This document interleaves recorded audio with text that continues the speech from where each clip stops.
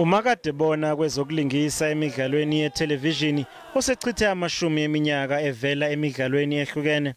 Kepha emndenini wakwaPhillips iqhaza lakhe limqoka ukudlula wonke elokuba ubaba. My father will be remembered for him being a legendary actor, an amazing father and a grandfather and the pillar of our family.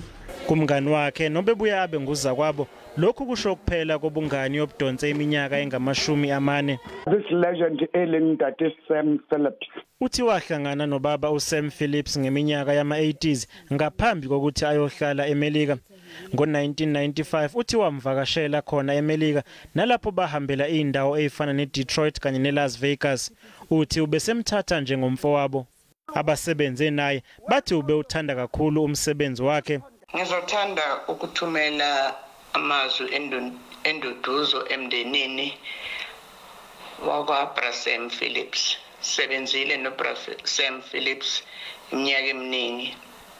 Sawubona nomsebenzi omuhle wenzile nama-productions asesebenze nawo. Silahlekelwe kakhulu ngoba bekuwumuntu ohlala njalo, ethanda ukuhleka, ethanda abantu, ethanda lo msebenzi awenzayo.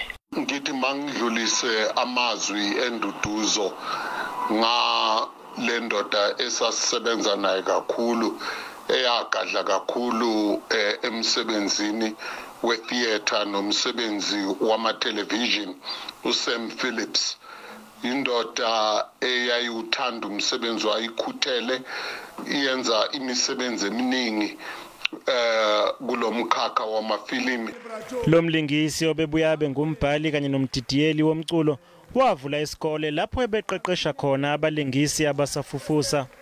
Umndeni uthi uzomemezela imininingwane yenkonzo yesikhumbuzo kanye nomncwabo kuleli sonto.